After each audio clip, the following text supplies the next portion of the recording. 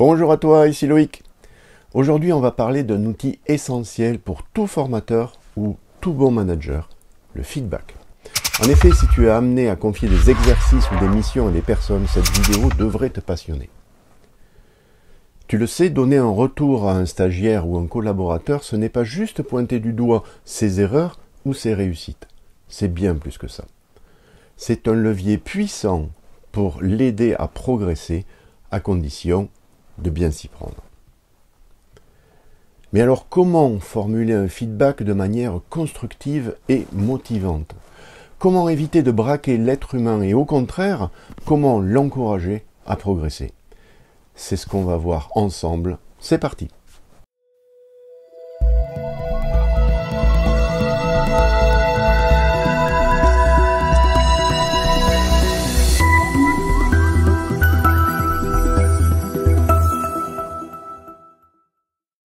Quand on donne un exercice à faire à nos stagiaires ou que l'on confie une mission à un collaborateur, nous observerons toujours des points forts et des points faibles. Et c'est tout à fait normal. Pour le faire progresser, nous allons réaliser ce qu'on appelle un feedback. Si on traduit littéralement le mot feedback, il signifie nourrir en retour. Ce qui veut dire que le feedback est, par définition, un moyen de nourrir la personne par rapport à une intervention qu'elle vient de réaliser. Ça, c'était pour la partie définition. Mais en tant que formateur ou manager, comment aborder les points faibles de nos apprenants, de nos équipes, sans les démotiver? C'est pas toujours si simple. La clé, c'est la manière dont tu présentes ton retour, ton feedback. Nous allons donc parler de techniques poussées de communication, de motivation et de valorisation de l'être humain. Imaginons, grâce au visuel suivant, que nous avons donc donné un exercice ou mission à faire à une personne. Il y avait un début d'intervention et une fin d'intervention. Imaginons également qu'il ait fait une erreur et que nous devons donc lui faire un feedback. Il y a deux façons d'aborder une erreur. Soit parler du passé. « Ah non, tu as fait une erreur ici. » Le problème, c'est que ça va être mal perçu comme un jugement. La personne pourra donc se sentir frustrée ou découragée. Et oui, on parle de ce qui est négatif, on parle clairement d'erreur. Est-ce que toi, tu aimes qu'on te dise que tu as fait une erreur? Ben non, c'est pas agréable à entendre. L'autre manière d'aborder une erreur est de parler du futur. Voilà comment tu pourrais améliorer ce point. Et là, on ouvre une perspective d'évolution et c'est bien plus motivant. Voici deux exemples concrets. Imaginons qu'un formateur donne un exercice pendant sa formation, exercice de mise en situation d'une prise de parole en public, durant lequel un stagiaire parle plus fort que la moyenne. La première solution consistera à parler de l'erreur qu'il a commise au passé. « Ah non, tu as parlé trop fort pendant ton intervention. » Il s'agit là, comme on l'a vu, d'un point négatif. L'autre solution consisterait donc à parler au futur et à lui parler des gains qu'il pourrait obtenir. De cette façon, par exemple, si tu parles un peu moins fort la prochaine fois, tu gagneras au niveau de la satisfaction de ton audience. Il s'agit là d'une piste d'amélioration. Et cela change tout. Dans le premier cas, on parle donc d'une erreur commise dans le passé qu'on ne peut pas changer, qui est totalement immuable. Alors que dans le second cas, on parle du futur dans lequel on peut obtenir des gains. Ce n'est pas la même chose. Il s'agit là d'un autre point de vue qui change tout. Bienvenue dans la prise de conscience. Donc la première chose à retenir est toujours de faire un feedback qui est orienté vers le futur et qui constitue par définition une piste d'amélioration. Je te laisse le soin de découvrir ce qu'il faut retenir de cette première partie.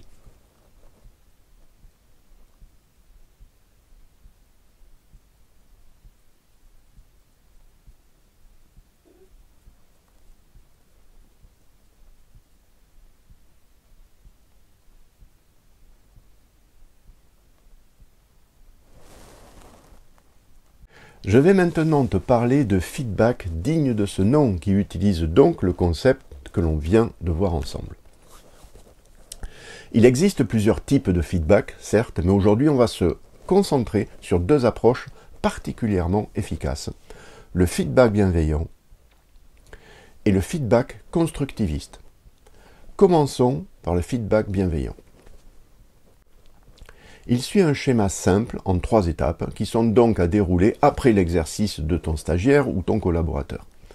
Mets en avant 3 points positifs, propose une seule piste d'amélioration, conclut sur une note positive.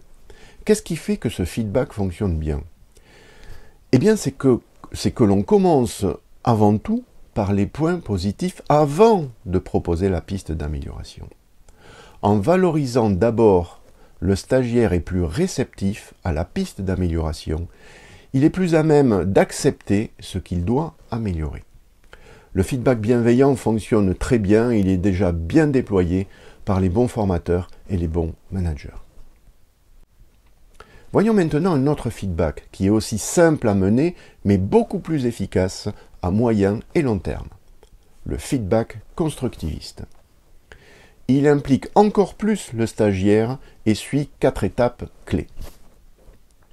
En premier, on va lui demander avant tout son ressenti. Comment ça s'est passé pour toi? Puis demander aux autres stagiaires de faire remonter les points positifs. Les autres stagiaires donnent uniquement les points positifs. Puis revenir vers lui en lui posant la question « Si tu devais améliorer un point, quel serait-il » Puis conclure positivement. Alors, la première fois que j'ai découvert ce feedback, je me suis dit « Qu'est-ce que c'est que ça ?» Il n'y a que du positif et le formateur ne formule même pas les pistes d'amélioration. C'est nul. C'est oui-oui au pays des bisounours. Et oui, ce fut ma première remarque personnelle. Mais par la suite, j'ai été formé à ce feedback et on me l'a expliqué sur le plan psychologique. Et c'est là que ça devient intéressant. Explication. Dans un feedback, il y a toujours un émetteur et un récepteur. L'émetteur est la personne qui mène le feedback et le récepteur est la personne qui va bénéficier du feedback. Et beaucoup d'études sur le sujet ont démontré le concept suivant. Lorsque c'est l'émetteur qui donne une piste d'amélioration, il y a environ 30 à 50% de chances que le récepteur applique le conseil. Et quand l'émetteur questionne le récepteur pour qu'il identifie lui-même son axe d'amélioration, il y a environ entre 60 et 80% de chances qu'il le mette en œuvre. Et oui, quand la décision vient de soi, tout change. Ces écarts étant établis à contexte égaux, bien évidemment, il me paraît également important de préciser qu'elles correspondent à des estimations basées sur des principes théoriques en pédagogie et en sciences cognitives. On peut donc observer une différence significative entre ces deux contextes. Et c'est en grande partie pourquoi le feedback constructiviste est le plus efficace en termes d'action concrète post-formation. Passons maintenant à l'explication psychologique afin de bien comprendre le mécanisme. Le feedback n'est pas juste un échange d'informations, c'est une interaction qui touche directement la psychologie humaine, dans laquelle 4 éléments psychologiques entrent en jeu. L'ego de l'être humain, le biais cognitif de confirmation, l'engagement personnel et l'impact des émotions sur l'apprentissage. Je te propose maintenant de réaliser une analyse poussée de chacune des 4 questions du feedback constructiviste que nous revoyons sur ce visuel. Nous allons analyser chaque partie, chaque étape de ce feedback constructiviste sur un axe psychologique et pédagogique. C'est parti! Commençons par analyser la première étape. Cette première étape consiste à questionner la personne en priorité et à lui poser la question suivante. Comment ça s'est passé pour toi? Côté analyse psychologique, voyons ce qu'il se passe au niveau de l'activation de l'engagement personnel. Cette question oblige le stagiaire à prendre du recul et à verbaliser son ressenti. En réfléchissant à sa performance, il devient acteur de son apprentissage, ce qui favorise la mémorisation et la mise en application future. Au niveau de la gestion de l'ego humain a tendance à se protéger face à la critique. Plutôt que d'être confronté directement à une analyse extérieure, le stagiaire commence par s'exprimer lui-même, ce qui réduit la résistance aux remarques qui suivront. Si la personne a constaté une erreur de sa part, elle va avoir tendance à en parler afin que personne ne lui refasse le reproche par la suite. Cette première étape lui permet donc de se protéger des futures critiques. Il s'agit donc d'un bouclier. Et au niveau émotionnel, en débutant par le ressenti personnel, on permet aux stagiaires de s'auto-évaluer sans pression immédiate, ce qui apaise les émotions négatives et favorise une meilleure écoute du feedback. En effet, cette première étape lui permet de vider son sac.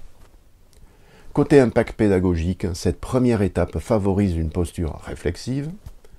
Elle permet aux stagiaires d'exprimer ses émotions, facilitant ainsi l'ouverture aux conseils à venir.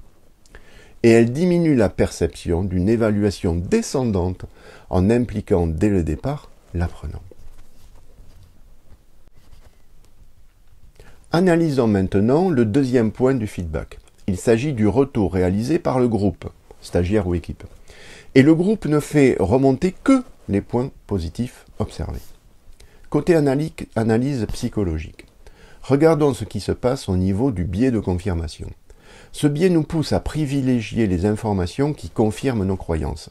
Ici, en mettant en avant uniquement les points positifs, on renforce chez le stagiaire la conviction qu'il est capable de réussir, ce qui booste la confiance en soi et l'envie de progresser. Voyons maintenant l'impact sur l'ego. En recevant des retours positifs de ses pairs, le stagiaire se sent valorisé et reconnu. L'ego, au lieu de se braquer face à une éventuelle critique, est dans une disposition d'écoute et d'ouverture. Et du côté émotionnel, le cerveau apprend mieux lorsque l'on ressent des émotions positives. En commençant par les points forts, on crée un climat favorable à l'apprentissage, ce qui maximise la rétention des informations et la motivation à s'améliorer. Côté impact pédagogique, cette deuxième étape ancre une perception positive de la performance du stagiaire. Elle crée un climat de confiance qui facilitera l'acceptation des pistes d'amélioration. Et elle valorise l'effort et l'engagement, renforçant ainsi la motivation. Allez, analysons maintenant la troisième partie du feedback. Cette partie correspond à nouveau à un questionnement de la personne. On lui pose la question suivante. Si tu devais modifier quelque chose à ta prestation, qu'est-ce que ça pourrait être?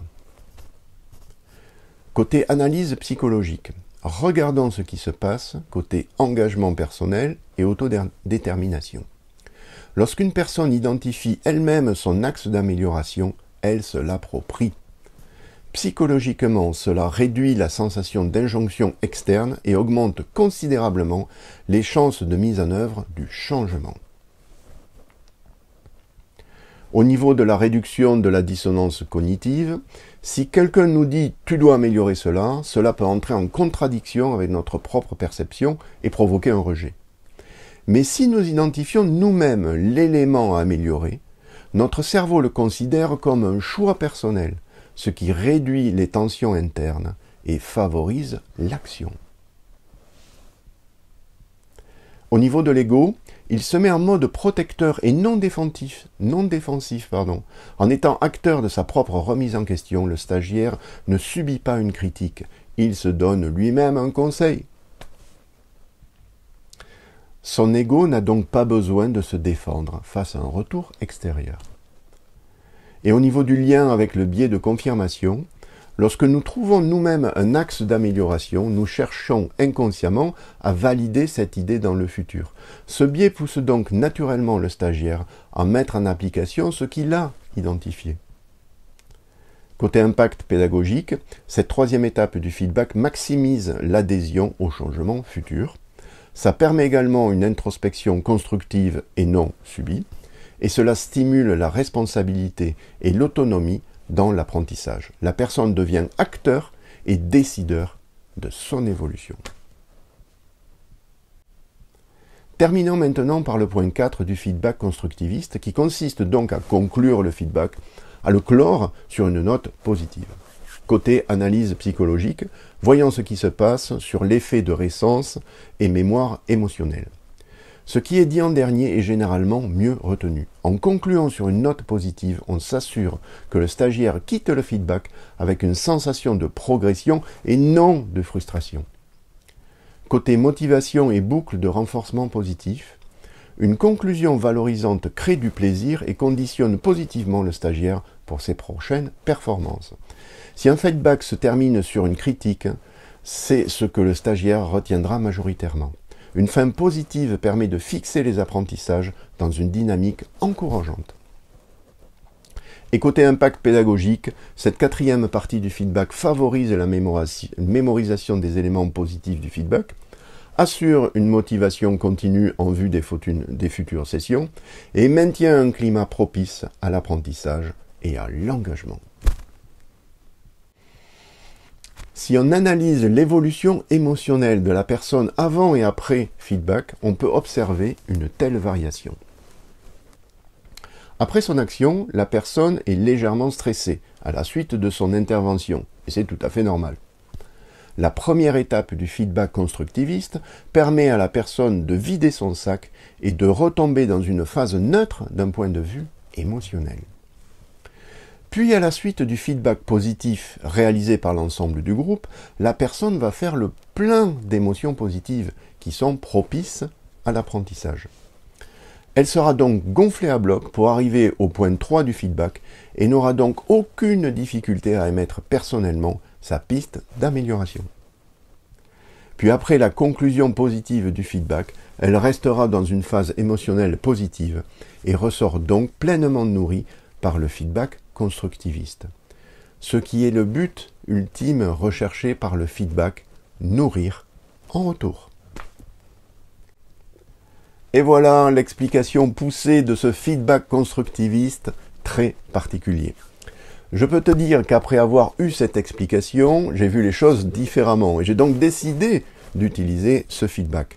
Je l'utilise donc en grande majorité depuis 2020 environ. Et j'ai pu observer des résultats assez incroyables post-formation.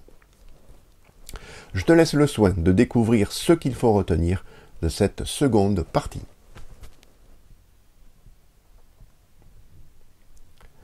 En conclusion, le feedback est un outil puissant. Bien utilisé, il valorise, motive et guide l'apprenant vers l'amélioration. Souviens-toi, toujours parler au futur pour ouvrir une perspective d'évolution. Favoriser l'auto-analyse du stagiaire pour augmenter son engagement. Jouer sur les émotions positives pour maximiser l'apprentissage. Et toi, quel type de feedback utilises-tu en formation? Utilises-tu toujours le même? Est-ce que tu alternes en fonction des besoins de tes interlocuteurs? Les as-tu utilisés sur des enfants ou des adolescents? Ou sur des proches? Allez, dis-moi tout ça en commentaire. Je te remercie de ton écoute et te dis à très vite pour une prochaine vidéo.